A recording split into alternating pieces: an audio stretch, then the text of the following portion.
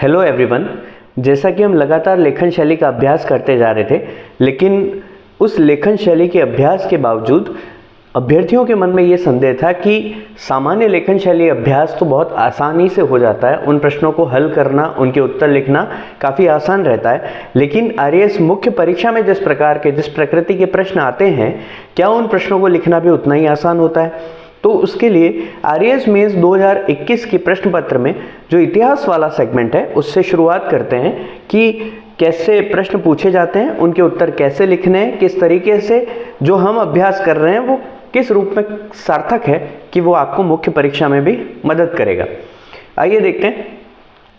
आपको मुख्य परीक्षा के प्रश्न पत्र में सबसे पहले जब आप फ्लिप खोलते हैं इंफॉर्मेशन भरने के बाद, उसके बाद आपको एक इंस्ट्रक्शन वाला पेज इस टाइप से मिलता है जिसमें स्पष्ट रूप से इंस्ट्रक्शंस लिखे हुए होते हैं कि आपको किस तरीके से पेपर को हल करना है।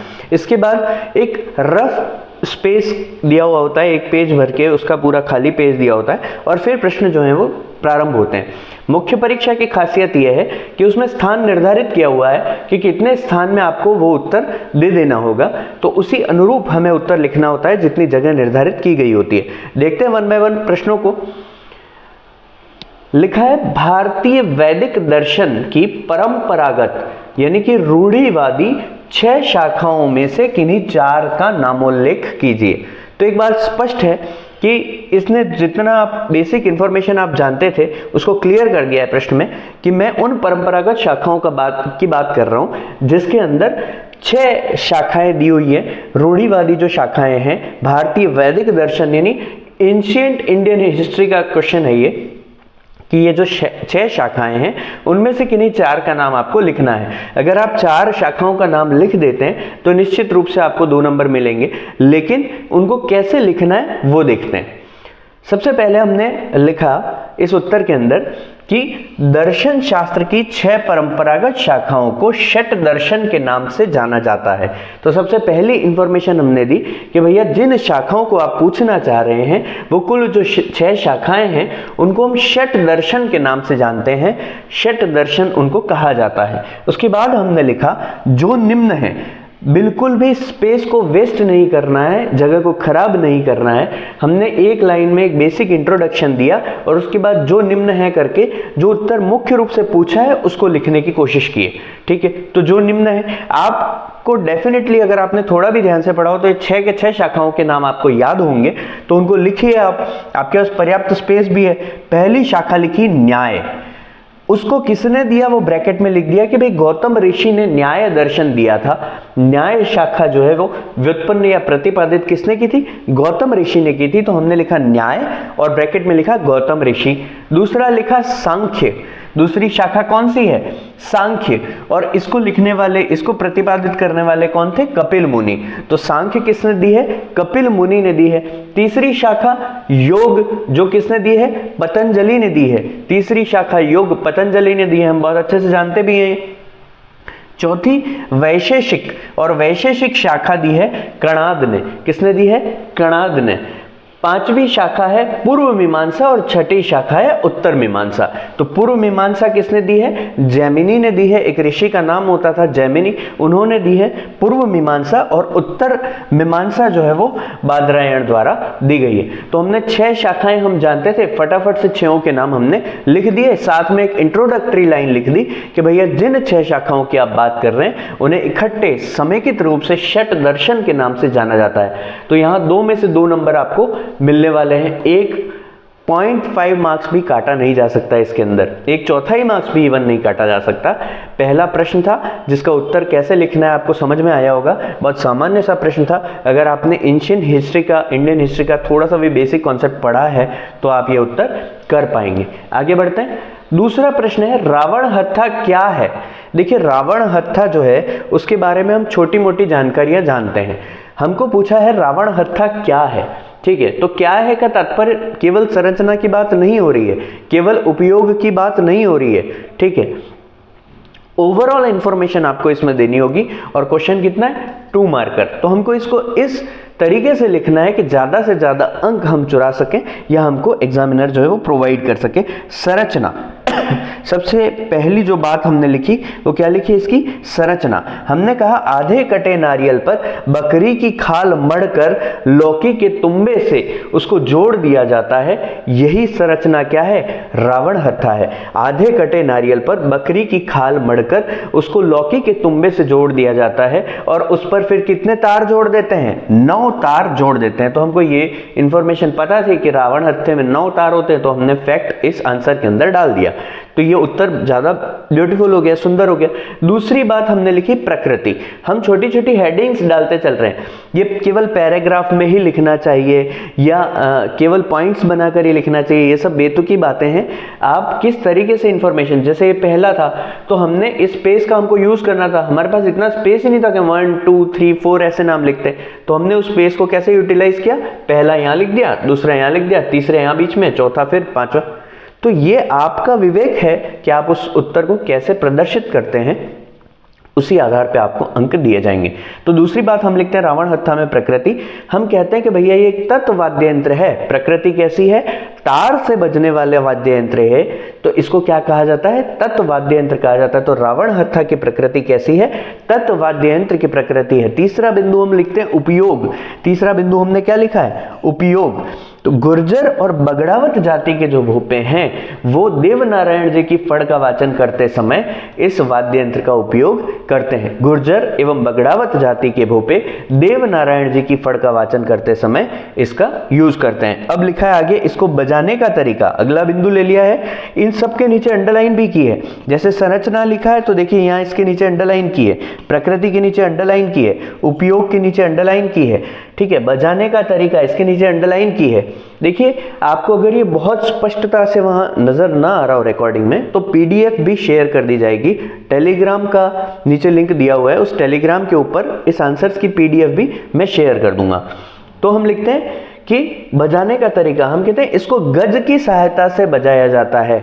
एक गज होती है जिसकी सहायता से, जिसमें तार होता है, उस तार को इन 9 तारों पर लगाकर इसमें सुर पैदा किए जाते हैं। तो हम कहते हैं कि इसको गज की सहायता से बजाया जाता है। फिर हमारे पास थोड़ा सा स्पेस था तो हमने यहाँ एक रावण हत्था का चित्र बना दिया है। हमने कहा ऐसा एक गोल ये आधा कटा नारियल है, उस पर बकरी की खाल यहाँ पे मढ़ दी है, फिर उसके 9 तार और लौकी के तुम्बे से उसको जोड़ दिया है। इन 9 तारों को बजाने के लिए हमने यहाँ एक छोटा सा गज का चित्र बना दिया है कि ये गज है जिसकी सहायता से इसको बजाया जाता है। तो बहुत सारी इंफॉर्मेशन हमने इस 2 मार्कर क्वेश्चन के अंदर दे दी है। हमने कहा संरचना लीजिए आप, हमने कहा उपयोग लीजिए, हमने कहा प्रकृति लीजिए, बजाने का तरीका लीजिए। बताइए कहाँ नंबर काटेगा। नंबर काटने की संभावनाओं को क्षीण करना, शून्य करना, यह हमारा दायित्व है। हम इस तरीके से उत्तर लिखें कि हमारे मैक्सिमम मार्क्स हम इंश्योर कर सकें। आगे बढ़ते हैं, चलिए अगला प्रश्न लेते हैं। सोहरावर्दी सूफी सिलसिला का वर्णन कीजिए। देखिए अभ्यर्थी के साथ समस्या ये होती है कि वो बड़ी विपदा में जीवन काटता है, वो हमेशा संशय में रहता है और संशय उसकी हार का सबसे बड़ा कारण है। जब तक आप संशय में रहेंगे, आप डाउट में रहेंगे कि इसका उत्तर कैसे लिखा जाएगा, क्या मैं इसका उत्तर लिख पाऊंगा, क्या मेरे पास जो इन्फॉर्मेशन है वो काफ़ी है, तो ये सारी चीज़ें आपको डुबाने वाली है। आपको इन सब से दूर होना है और बेहतर तरीके से आप उत्तर कैसे लिख सकते हैं, जो इन्फॉर्मेशन आपके पास है उससे वो अभ्यास कीजिए। तो वो अभ्यास ही आपको उत्तर लिखने में निपुण बनाएगा और आपकी सफलता को इंश्योर करेगा। बहुत सारे ऐसे लोग देखने को मिलते हैं, जब आप प्रशासनिक सेवा में चले जाएंगे तो वहाँ आपको मिलेंगे जिनका नॉलेज बहुत कम है, लेकिन फिर भी वो अच्छे रैंक से क्रैक किए। क्यों? क्योंकि उन्होंने लेखन शैली का भरपूर अभ्यास किया था। उन्होंने अपनी लेखन शैली इतनी निखार ली कि कम नॉलेज के बावजूद भी उनका जो परोसा हुआ कंटेंट है वो बहुत बेहतरीन लग रहा था। लेकिन कई लोग ऐसे होते हैं जिनके पास भरपूर नॉलेज होता है लेकिन फिर भी वो अनऑर्गेनाइज्ड तरीके से लिखते हैं, तो वहाँ वो पिट जाते हैं। तो हमको ये ध्यान रखना है कि हमको उटपटांग तरीके से नहीं लिखना है, हमको व्यवस्थित तरीके से लिखना है। जितना भी जानते हैं, कम जानते हैं, ये विपत्ति नहीं है। उटपटांग लिखते हैं, विपत्ति ये है। तो इस विपत्ति से बाहर निकलने के लिए आपको जबरदस्त तरीके से लेखन शैली का अभ्यास करना है। आइए अगला प्रश्न देखते हैं। सोहरावर्दी सूफी सिलसिला का वर्णन कीजिए। अब ये एक सूफी सिलसिला है जिसके बारे में आपको लिखना है और वर्णन करना है। प्रश्न पूछा है कितने अंक का? 2 अंक का। तो 2 अंक के हिसाब से ये स्पेस जो आपको आवंटित किया उसमें हम लिखेंगे। देखिए बिंदु कैसे लिखते हैं हमने चूंकि जितने भी एंशिएंट इंडियन हिस्ट्री के टॉपिक्स हैं या हिस्ट्री के टॉपिक्स होते हैं उनमें जब 2 मार्कर क्वेश्चन आता है तो थोड़े से फैक्ट्स जो है वो सर्व करने चाहिए हमको। और हमने यहाँ पर कैसा किया है, देखिए आप जब भी आंसर लिखते हैं तो पैटर्न चेंज करते रहिए। पैटर्न इन द सेंस कैसे कि आप 2-2 नंबर के प्रश्न लिख रहे हैं। हमने पहला प्रश्न लिखा तो उसको बिंदुवार 1 2 3 4 5 करके लिखा, फिर हमने दूसरा प्रश्न लिखा तो उसमें हेडिंग्स डाल दी। अभी हम तीसरे प्रश्न का उत्तर लिखने वाले तो इसमें डैश का प्रयोग कर रहे हैं, तो डैश करेंगे और सामने इंफॉर्मेशन लिखेंगे। देखिए कैसे डैश किया, सल्तनत काल का प्रधान संप्रदाय जो 12वीं शताब्दी में भारत में आया। सब जानते हैं कि 12वीं शताब्दी में भारत में ये सोहरावर्दी सूफी सिलसिला आया है। तो सल्तनत काल का प्रधान संप्रदाय है जो 12वीं शताब्दी में भारत आया था। दूसरी बात, इसके जो संस्थापक हैं वो शेख वहाउद्दीन ज़कारिया हैं। इसके संस्थापक कौन है? शेख वहाउद्दीन ज़कारिया, जो कि बगदाद में सबसे पहले इसकी स्थापना करने वाले व्यक्ति बने। बाद में क्या हुआ, बाद के समय में इस संप्रदाय से कई शाखाओं का भी जन्म हुआ और दिल्ली में जब ये संप्रदाय चल आया था भारत में तो दिल्ली में शासक इल्तुतमिश हुआ करते थे जिन्होंने भी इस संप्रदाय की ग्रोथ में सहयोग दिया। सामान्य रूप से सूफी सिलसिले की नेचर ये हुआ करती थी कि वो राजाओं से सहयोग नहीं प्राप्त करता था, लेकिन ये सोहरावर्दी सूफी सिलसिला ऐसा था जिसने राजाओं से भी पर्याप्त सहयोग लिया। तो इल्तुतमिश ने इनका सहयोग किया और इन्होंने इस सहयोग को स्वीकार भी किया। तो इसलिए इसका बहुत विस्तार हुआ, इससे बहुत सारी शाखाएं निकली और इन शाखाओं के द्वारा जो है वो मुफ्त भोजन की भी व्यवस्था इंश्योर की गई, यानी लंगर की व्यवस्था भी दी जाती थी। अंतिम बात हमने लिखी, पंजाब, सिंध एवं बंगाल इनके प्रमुख केंद्र थे। पंजाब, सिंध और बंगाल इनके प्रमुख केंद्र हुआ करते थे। तो सल्तनत काल का प्रधान संप्रदाय जो 12वीं शताब्दी में भारत आया, पहली बात।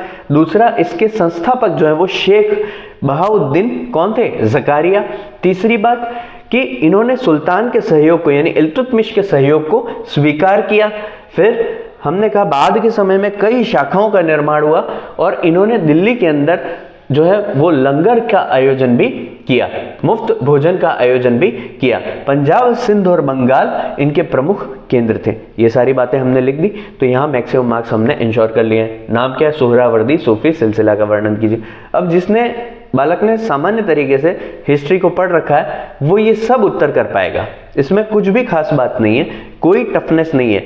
मैं कह रहा हूं कि आप जब मुख्य परीक्षा का पेपर देने जाएंगे तो आप ये पाएंगे कि 90% प्रश्न आपको आते होंगे। अब तब समस्या क्या होगी कि आपने अभ्यास नहीं किया होगा और आप उसको उटपटांग तरीके से लिख के आएंगे, बिल्कुल अनऑर्गेनाइज्ड मैनर में उसको लिख के आएंगे और आप रेस से बाहर हो जाएंगे। तो मुद्दा ये नहीं है कि कंटेंट ज़्यादा से ज़्यादा इकट्ठा करना है, कवर करना है या फिर उसको याद करना है, वो मैटर नहीं करता भाई। मैटर करता है कि आप ज़्यादा से ज़्यादा लेखन शैली का अभ्यास करें, वही आपको जिताएगा। आगे देखिए, भारत छोड़ो आंदोलन में अरुणा आसफ अली की भूमिका पर क्या करना है? प्रकाश डालना है। अरुणा आसफ अली की भूमिका क्या रही भारत छोड़ो आंदोलन में? तो अरुणा आसफ अली उस समय में फ्लैग होइस्टिंग जो है वो झंडा हाथ में लेकर चलाने वाला वाली महिला थी। तो ये सब हम जानते हैं। अरुणा आसफ अली जो है उन्होंने बहुत योगदान दिया भारत छोड़ो आंदोलन के दरमियान। ये हमको इन्फॉर्मेशन पता है, बस उसको यहाँ पे पिरो देना है इतने से स्पेस में। तो देखिए क्या लिखते हैं, 1942 में ग्वालियर टैंक मैदान बॉम्बे में भारत छोड़ो आंदोलन के आगाज के समय भारतीय ध्वज इन्होंने फहराया। पहली बात तो ये हो गई कि ग्वालियर टैंक मैदान 8 अगस्त 1942 जब भारत छोड़ो आंदोलन की घोषणा की गई थी तब भारतीय ध्वज फहराने वाले थे ये। दूसरी बात, इस आंदोलन के दौरान इन्होंने भूमिगत रहकर आंदोलन का नेतृत्व किया, भूमिगत रहे और आंदोलन का नेतृत्व किया।